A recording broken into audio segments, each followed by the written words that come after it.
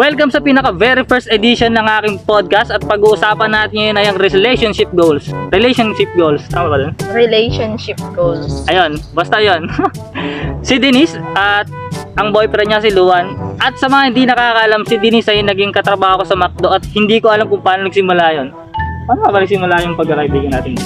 Hindi ko alam, basta nakita kita nag-uurong ka lang dun eh. Nag-uurong ka sa backstage. Tapos tagal-tagal mo nag-uurong, di makauwi yung closing dahil sa'yo. Ako ba yung nag-gravy na? Oo. Kapag walang gravy, tumatawag ka pa, sumisigaw ka pa. Dinis yung gravy na sana. Eh dapat ikaw gumagawa nun. Doon yung yung mga unexpected na yung unexpected na friendship, yung ganon. At di ko Doon nga rin alam yan, paano kita nakakilala nun. Pagka closing tayo, alam ko ganon. Kasi hinihintay ka namin, syempre, di kami makakauwi. Di makakauwi. Oo, kasi ako nga yung Kasi prepping ikaw nun. ang prepping na. Ikaw yung hintayin namin bago kami makauwi, dapat tapos ka na. Tapos si Luan naman, para saan kita nakakilala? Sa inuman din, di ba? Ay, naman lang to. Oo, kasi dinala ni Denise yun, pinakilala mo siya sa amin, tama? Ayun, pinakilala niya sa amin si Luan na boyfriend niya nung sa inuman. Doon. Tama ba? Oo, tama. At ang unang tanong, kamusta naman kayo? Okay lang. Okay naman. Okay naman namin. Tuloy-tuloy lang. Tuloy-tuloy lang. Ito naman, ilang taon na bang tinagal nyo? Actually, hindi wala pa kaming taon eh. Ano pa lang? Wala pa? Wala. Bago pa lang kami. Kailan mo siya pinakilala nun? Parang July? July. ganun. July. Tatlong buwan. Bali, 3 buwan. Okay. Sino naman yung nag-initiate ng effort? O sino yung pinaka nag-e-effort sa inyong dalawa? Ako. Wow! Wow! Ay, ba? Ako lang. Wow! Hindi siya naman talaga. Siya. Okay siya. Ba't parang against ka? Parang hindi naman. Balance lang din kasi. Balance. Pero nakibabalik naman. Naibabalik. Balance lang. Paano yung balik? Yung parang ano lang din. Alam mo yun sa relasyon, parang give and take lang din talaga. Kung ano siya, edi ganun din ako. Ganun lang. Ganun lang. Ano yun? Parang ilang beses naman kayo magkita sa isang linggo o isang buwan? Ganun. Araw-araw. Pagka sinusundo niya ako sa work. Halimbawa, uwi siya. Oo nga pala. Nagtatrabaho si Denise ngayon sa Chowking. Pero dati, McDo siya. Yun. Ayun, paano naman kayo nagkakilala? Nagkakilala kami sa best friend ko. Parang nakikita ko kasi Wait lang. Pwede ba ilabas yan? Oo. Okay. Kala ko si censored ko pa eh. Natet niya ako. Ay, ang kapal ng mukha mo. Sino nag-first move? Ay, ang kapal ng mukha mo. Nakikita ko siya kasi sobrang lungkot niya. Yung mga post niya, yung mga, alam mo yun, yung mga shade post. Yung mga sad boy. Yung mga shade post niya sa Facebook. Akala ko nga, magpapakamatay na siya, yung mga ganon.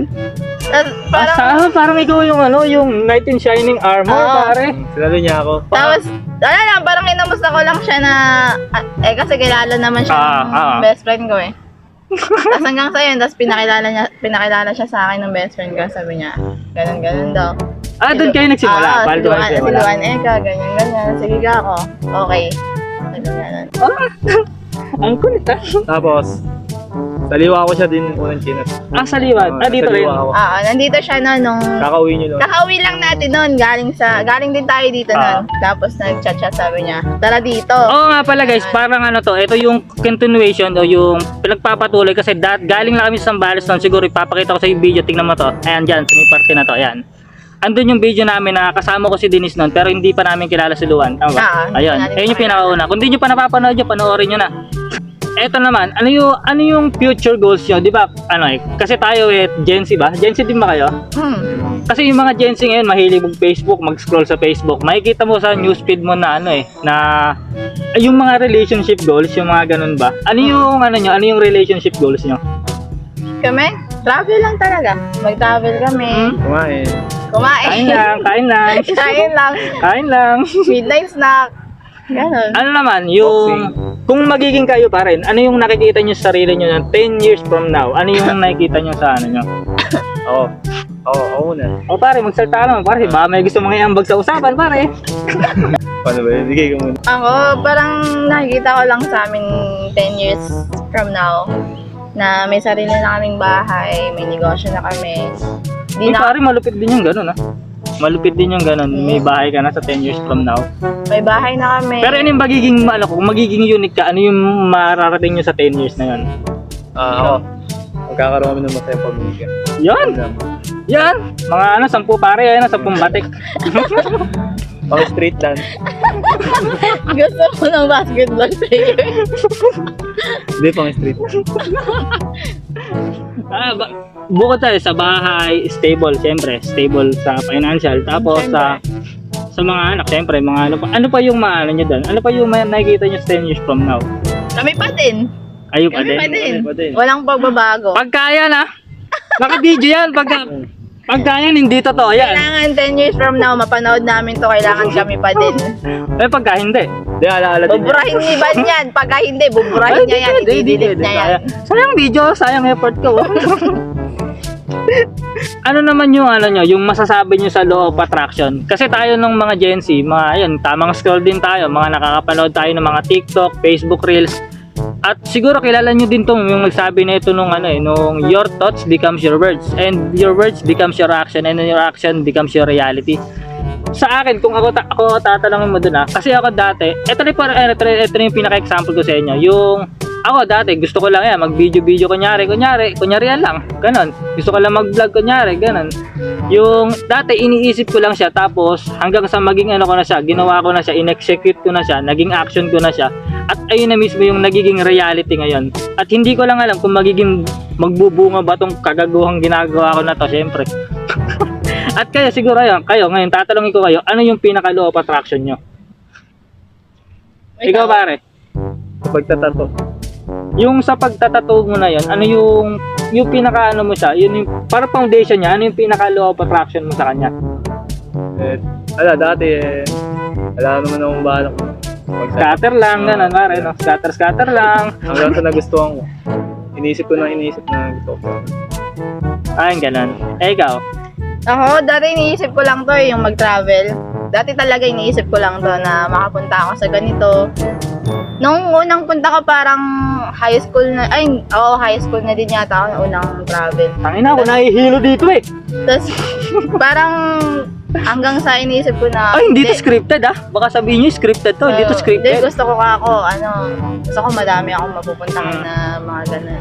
Kasi hindi. Pinaisyo ko talaga siya na talagang pagka talaga gusto kong pumunta sa ganito, pupunta talaga ako. Hindi, kasi dati naman talaga syempre tayo mga estudyante, kahit ako din na mga estudyante, hindi pa makakapag-travel, parang mo siya, parang ilalagay mo siya sa mga goal list mo, yung mga list mo na sa parang hindi, na goals cravings mo na lang din siguro ako din, gusto ko din doon. Masarap din kasi isipin na kahit, ako dati isip ko talaga, di ko nawala akong kasama. Yung pupunta lang ako doon. Doon papasok yung yung mga hidden variables ba? Kung sabihin natin sa pinakamalalim na term, yun yung hidden variables, yung mga unexpected na friendship na mangyayari. Yung parang mababangga mo siya sa sa pathway mo mismo, kunyari ganun. Tapos parang ayun, sila na yung mga kasama mo. Kagaya nito, ayan, mga nakakasama ko ngayon. Eto, nabangga ko lang to sa McDo. Hindi ko rin alam kung paano tayo nagsimula Ang kulit ka na lang sa McDo na yun. Yung araw-araw, nagiging araw-araw tayo magkakasama, parang hindi ko rin talaga maisip kung paano ba nagsimula yun. Doon nga yung yung unexpected na friendship doon lalabas no. Tama, hanggang ngayon nandito pa din tayo. Bali lang na yun, taon na pala. Taon na. Kasi nagtrabaho ako noon nakaraang taon 2023 ng July, tama ba? Ako 2022 ako nag-start. Tapos doon yung doon tayo nagsimula na Doon yung siya pinakamasungit na O hindi gagi, pinakamabait nga ako doon eh. Kaya nga At kung alam din nyo guys yung may previous videos ako kung napanood nyo guys sa mga nakaraang video ko, kung babalikan nyo yung video ko, meron akong doon title buhay ng working student. Doon kasi hindi ko sila nasama noon kasi hindi ko parang hindi ko pa sila kayang i-show ganon, kasi parang nahiya pa ako ganon. First time niya to, na-interviewin niya kami. Bale, ito yung pinakauna kong podcast Ayan. Okay, like, comment, share, subscribe kayo kung nagustuhan nyo itong video na to. At pindutin mo na rin yung notification bell. Basta yun na. Dito ba? Ibigin lang ko lang talaga ng Aga, kala mo madali. Puta na. Hindi yung parang nahihirapan ka sa brace mo. Oo, Kinakain mo kinakain ko yung sinasabi mo eh. kinakain ko yung boss, yung boses ko ganun. Kinakain mo kasi salita mo. Lalo yung sa may subscribe, yung ganun. Subscribe. Ay, pero ayos naman Kaya pagka. pinutin mo. Yung araw. So, ayan. Like, comment, share, subscribe kayo. Ayun na, parang ganun. Like, comment, share, subscribe kayo guys kung nagustuhan nyo to. No? At pindutin mo na rin yung notification bell at yun lang. Yun lang. Salamat po. Palakpakan tayo. Right. Alright. Pare, walang araw pare. Wala na yun. Bye-bye.